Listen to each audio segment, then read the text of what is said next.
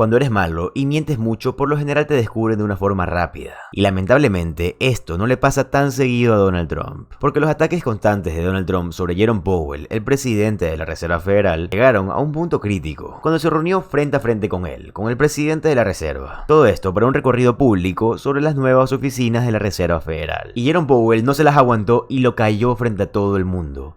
Todo esto para corregirlo en cosas que él no tenía ni idea y mostrarle en su cara datos contundentes. Por esta misma razón, Donald Trump no tuvo otra opción que salir corriendo, pues no podía responder absolutamente ninguna pregunta de los reporteros. Esta fue una humillación monumental para Donald Trump. Pero antes de hablar de esta humillación tan vergonzosa para Donald Trump, quiero empezar con algo de contexto sobre lo que ocurre en la relación de Donald Trump con el presidente de la Reserva Federal, Jerome Powell. Y esto es proporcionado por Lauren O'Donnell. Miren el clip, por favor. Donald Trump attacked Republican Jerome Powell, the chairman of the Federal Reserve. I call him too late Powell because he's always too late. I mean, if you look at him, every time I did this, I was right 100%. He was wrong. Maybe I should go to the Fed. Am I allowed to appoint myself, Doug? I don't know. Am I allowed to appoint myself at the Fed? I do a much better job.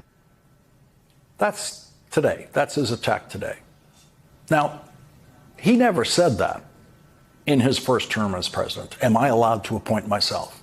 He was crazy, but he wasn't that crazy. He was stupid, but he wasn't that stupid. And then just to prove how he has no grasp of human relations, no grasp of how to persuade someone who you have no control over to do what you want that person to do.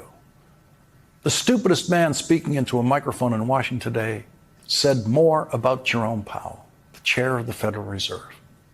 And because I know Donald Trump's voice dulls the brain of any healthy person trying to make sense of the English language, I am going to read Donald Trump's words exactly as he spoke them, without submitting you to the mind-dulling, mind-fogging experience of the sound of those words coming from Donald Trump's voice. Because in a way, all of the words coming from Donald Trump's voice all the time, all sound the same and are just a jumble to our ears so often that we don't really take in each one of them. And sometimes to clearly hear Donald Trump's cognitive confusion at work, you just need to hear the words spoken by someone else, anyone else. So, here's what Donald Trump said about Federal Reserve Chair Jerome Powell. Now we have a man that just refuses to lower the Fed rate. Just refuses to. And he's not a smart person. I don't think he's even that political. I think he hates me. But that's okay. You know, he should. I call him every name in the book, trying to get him to do something. I've been nice to him. I do it always. I don't know how to sell. I've been so nice to him. Fellas, you wouldn't believe. Let's have dinner. Too late. I call him. Too late. Come on. Too late. Let's have dinner. I do it every way in the book. I'm nasty. I'm nice. Nothing works. He's like a stupid person. That's what he said. That's what he said about how he tries to persuade someone who he has no control over. Existen pocas personas más capacitadas que Lauren O'Donnell para explicarnos las idioteces que hace Donald Trump. Pero ahora voy a agregar a la lista al presidente de la Reserva Federal, Jerome Powell, mismo que lo hizo callar. Todo esto porque Donald Trump estaba diciendo una mentira muy contundente sobre el costo de la creación de este nuevo edificio de la Reserva Federal. Y aparte de eso, todas las demás mentiras que estaba diciendo. Solo mira cómo él simplemente sacude la cabeza mientras Donald Trump decía una mentira tras otra, para posteriormente callarlo. No quiero ser tan expresivo, pero este hombre realmente tiene agallas. Dejémoslo así, es un hombre con muchas agallas. Él no se intimida, no se preocupa por lo que Donald Trump quiera decir. Él únicamente se defiende con la verdad y los datos. Y Donald Trump sabe que actualmente sería devastador para la economía estadounidense despedir a Jerome Powell, por más que lo desee desde el fondo de su corazón, por más que lo desee con todas sus fuerzas. Así que a Jerome Powell por lo mismo no le importa la intimidación que Donald Trump quiera hacerle. Él sabe que está 100% a salvo, porque Donald Trump sería incapaz de tocar a este tercer riel. Por más que Donald Trump sea capaz de hacer actos atroces, ya se dio cuenta de que es incapaz, totalmente incapaz, de despedir a Jerome Powell. Y yo estoy muy seguro que Jerome Powell lo sabe, y por esta misma razón él dice, yo no voy a permitir que este tonto diga tonterías. Y también pensó, no voy a permitir que esta persona llene de mentiras a todo el público. Así que yo no me voy a dejar dar órdenes por esta clase de personas y voy a decir la verdad. Y cuando un reportero le preguntó a Donald Trump por un comentario que había hecho anteriormente sobre Jerome Powell, no respondió absolutamente nada y simplemente huyó. Miren el clip, por favor.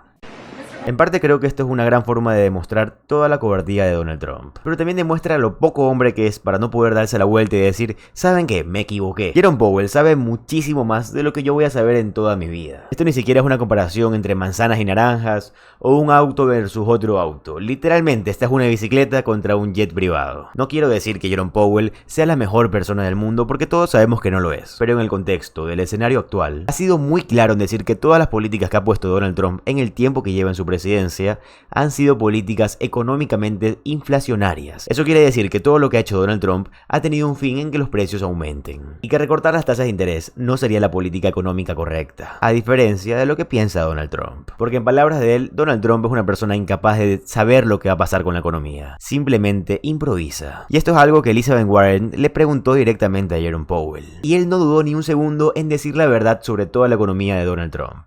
Miren el clip, por favor. The latest numbers show that the Fed is now projecting higher inflation from 2.5% in December now to 3.1%. Higher unemployment from 4.3% to 4.5%. Lower economic growth from 2.1% projected just 6 months ago to 1.4% that you're now projecting.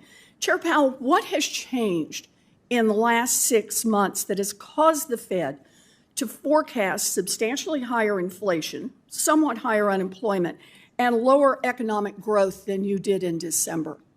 So some of it is just taking signal from data reports that we've seen. Some of it is people working in the possible effects in the short term of tariffs. We have no view on the wisdom or the longer term effects of trade policy. It's not our job. And by the way, I should add, our forecasts are generally, and in this case, are very, very similar to what outside forecasters I understand are that. I'm just using you as the gold standard here. I know it's consistent. But you mentioned tariffs as one of the things that has changed over the last 6 months. You know, Donald Trump has become president and the economy has headed down. Not only does the Fed data now show slower growth and higher prices this year, it sees slower growth and higher prices over the next 2 years as well. And the Fed sees no longer-term boost to the economy or drop in inflation. In other words, no upside to Trump's chaotic tariff war or his other economic policies. So let's talk for just a minute about what's under the hood of the Fed's economic forecast. Chair Powell, I know a lot of different factors influence the trajectory of interest rates. Is one of those factors how quickly the federal debt grows relative to the growth in the economy? Not directly, no. We don't look at that as a factor that helps us set monetary policy. So you're not watching the ratio between the amount of the federal debt and the growth in the economy? No. How fast the debt is growing and how fast the economy is growing? I think I have quotes from you saying last year, quote, we don't need to pay the debt down. We don't need to balance the budget. We just need the economy to grow faster than the debt. Are you saying something different from that now? No, when asked and pressed, I pretty much always say the same thing as my predecessors, which is that we're on an unsustainable path.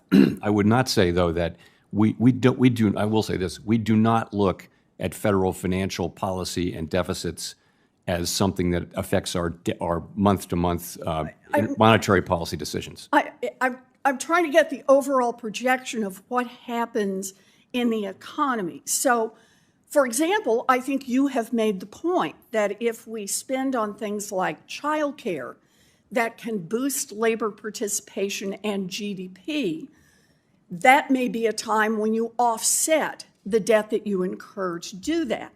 But if there aren't investments like that and we are simply running up the debt, what's the impact of increasing the national debt? So I understand that you don't comment on fiscal policy, but it does affect your job, which is keeping inflation under control and also maximizing employment.